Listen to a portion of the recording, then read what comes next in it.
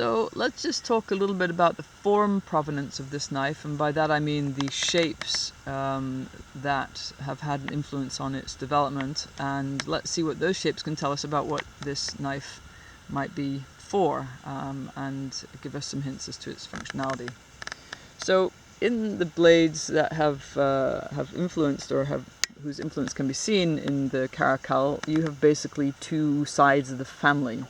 You have this side of the family, which are the classic drop point, choiled, quite thick knives, which includes your classic hunting and field knives.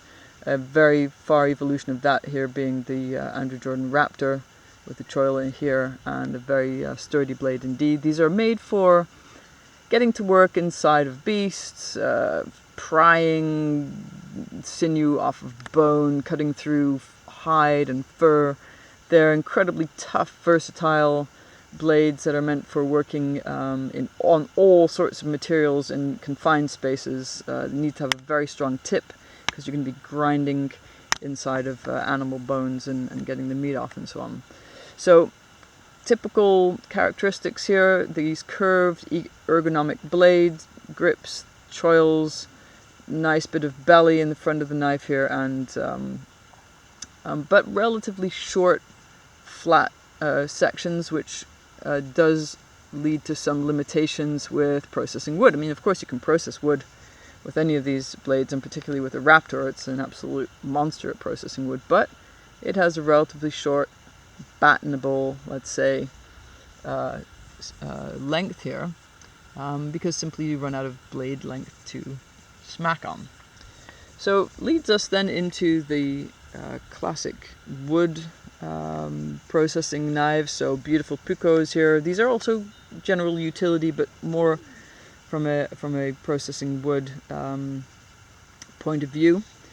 Traditional straight spines, traditional belly, lots and lots of flat space here, and these blades are meant for precision. They are fine Scandi grinds here, and very, very, very, very precise utensils. These ones start to have quite a uniform grip, because these two are part of a pair that's really meant for working. This is more of a pure wood carving blade, very beautiful. You have then the larger brother, the loiku, and this is really where the length of the blade starts to come in, and length is important for two reasons. One is that it allows you obviously to batten wider pieces of wood, but also it gives you weight in the front of the blade for doing these smacking and slashing kind of cuts, which are quite important when you're clearing brush and cutting saplings and things. The other thing is simply that when you use these as draw knives, which they are absolutely designed to do, hence this asymmetric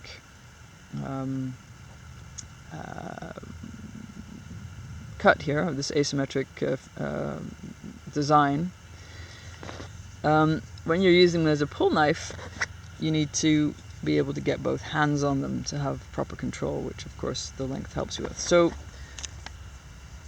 if you were then to take the ergonomic characteristics and the versatility and the toughness of this line of hunting and field knives, and add to it some of these features of length, of these hooked grips, and these ergonomic, more straighter